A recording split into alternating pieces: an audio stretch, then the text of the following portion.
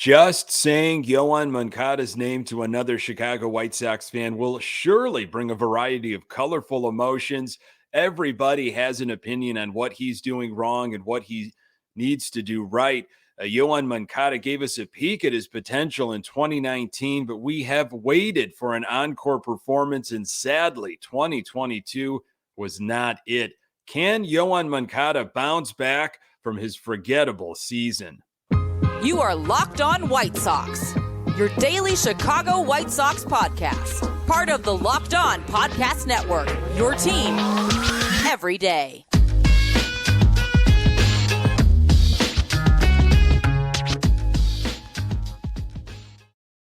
Hey, Sox fans, welcome to Locked On White Sox. Thank you for making Locked On White Sox your first listen each and every day.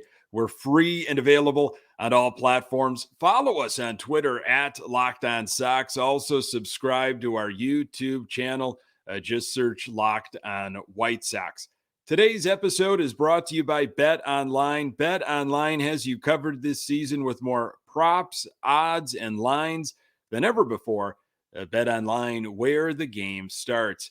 Hey, I'm your host, Nick Morawski, a lifelong diehard Chicago White Sox fan, recording this podcast just blocks from the ballpark in beautiful Bridgeport. You can find me on Twitter at Nick_GGTB. Really appreciate you letting me steal some of your time to talk off-season White Sox. Locked On White Sox is part of the Locked On Podcast Network, your team every day. Yoán Moncada missed the first month and change of the season, and he never really got right. He provided a few highlights in 2022, but fans were looking for so much more. Also, why are the White Sox letting top managerial candidates interview with other teams? Hey, you know what happened in 2022? Tough to forget. Sox were 81-81.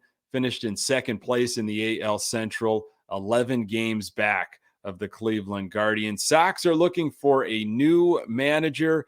The managerial search is underway. Let's take a look at the latest odds, compliments of our friends from BetOnline. So Joe Espada is up at the top. He is now plus 300. Pedro Grifol right up there at plus 350. Mike Schilt at plus 400. Ozzie Guillen coming in at plus 600. Bruce Bochy, who was the favorite a couple weeks ago, is now at plus 1,000. And Matt Quatrero is at plus 2,000. So Matt Quatrero, Joe Espada, and Pedro Grifol seem to be talked about a lot right now. I believe the Marlins were going to be interviewing Joe Espada for their open managerial position. Now, Matt Quatrero, you might have heard his name mentioned a bit. A lot of folks have got him, in their top three, top five options for the White Sox to bring in. Another career minor leaguer when he was playing. He worked in Tampa's organization after retiring from 2010 to 2013. He was the minor league hitting coordinator for the Tampa Bay Rays. Then in 2014, he was hired by Cleveland to be their assistant hitting coach. He came back to the Rays and was their third base coach in 2018, and then was promoted to bench coach in 2019, and that's where he remains. But it might not be for long. Quatrero has interviewed for open managerial jobs in the past, and it might just be a matter of time. He has experience with a forward-thinking, successful organization in the Tampa Bay Rays. So why haven't the White Sox made a move? If Joe Espada, for example, is the guy, why let him interview with other teams? Lock him up. I understand that an announcement, might not happen until after the World Series, but as a fan, I am getting anxious seeing certain candidates talk to other teams. It's award season. It's just around the corner for official awards to be announced, but we're starting to get the finalists from Major League Baseball. They announced the American League Gold Glove finalists on Thursday, and there should be no surprise that the White Sox were shut out, especially in the outfield. Can you imagine? Boy, when you've got Vaughn and Sheets taking a lion's share of the reps out there, Sox aren't getting into that Gold Glove conversation. Now, Luis Robert, I mean, he did win a Gold Glove in 2020. He also played in 56 of the possible 60 games that year as a rookie.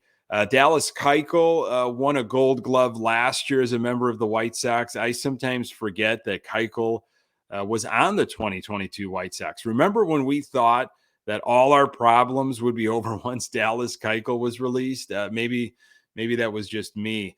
Anyway, the Chicago White Sox were ranked in the bottom third in all of baseball for their defense this past season. They had the third highest amount of errors as a team with 102 and the most passed balls of any team with 15.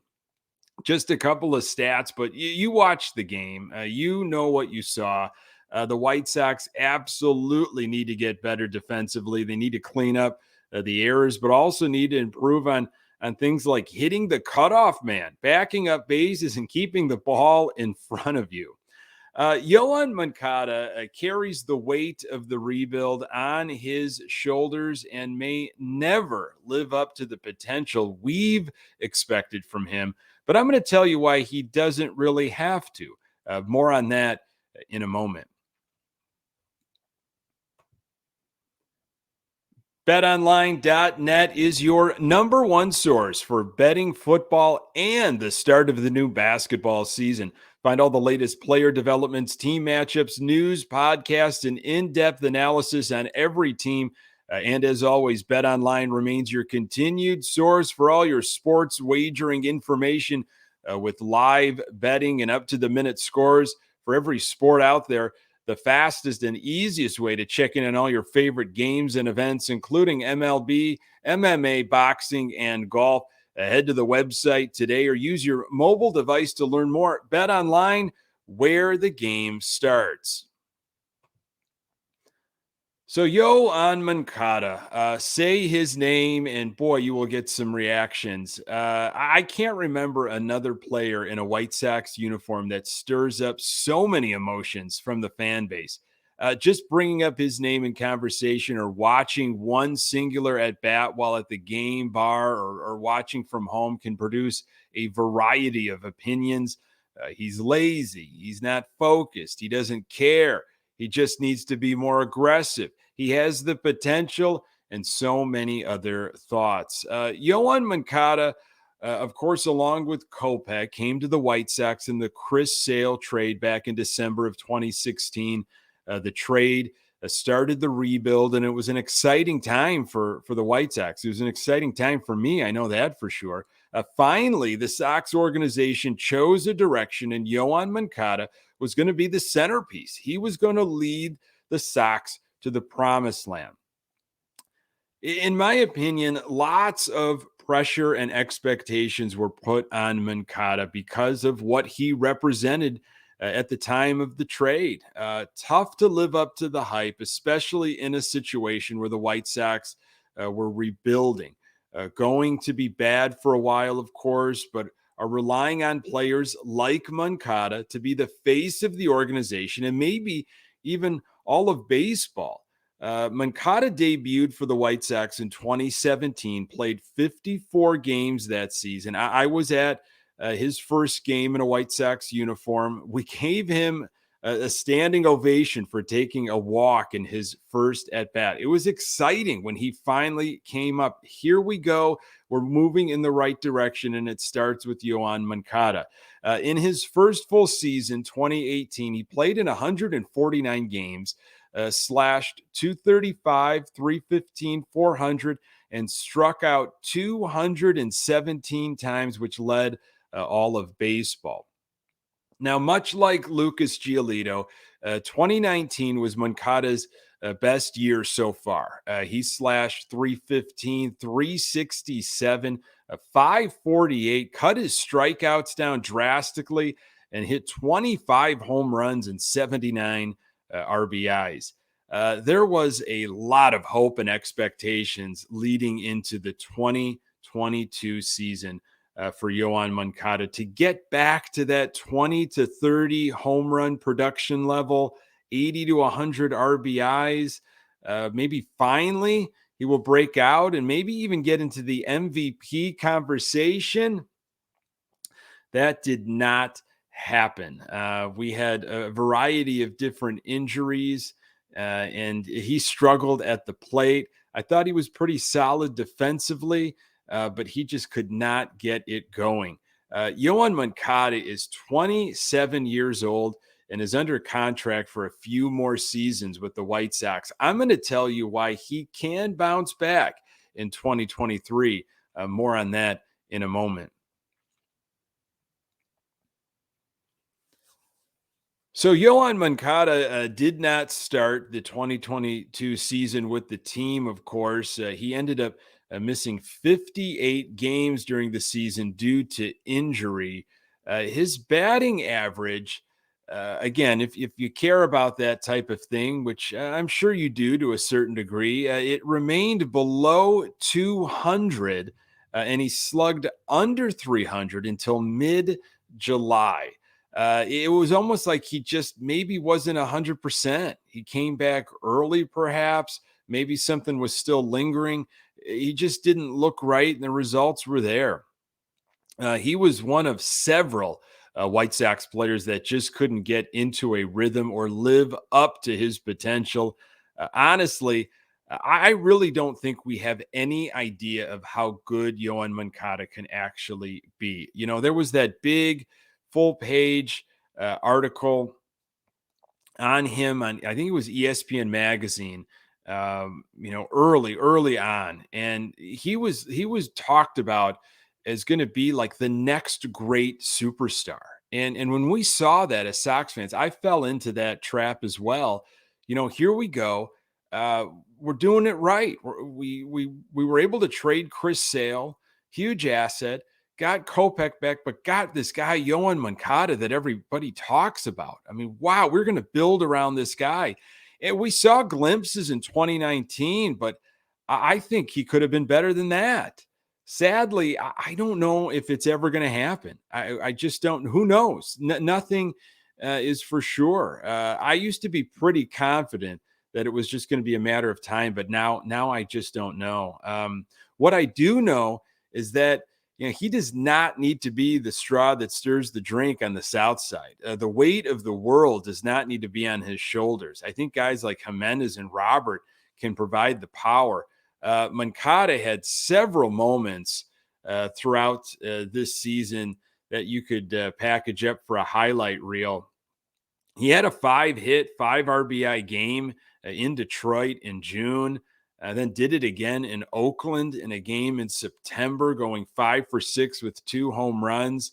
Moncada also had a 4 for 5 game against Cleveland during that makeup game that the Sox absolutely had to win.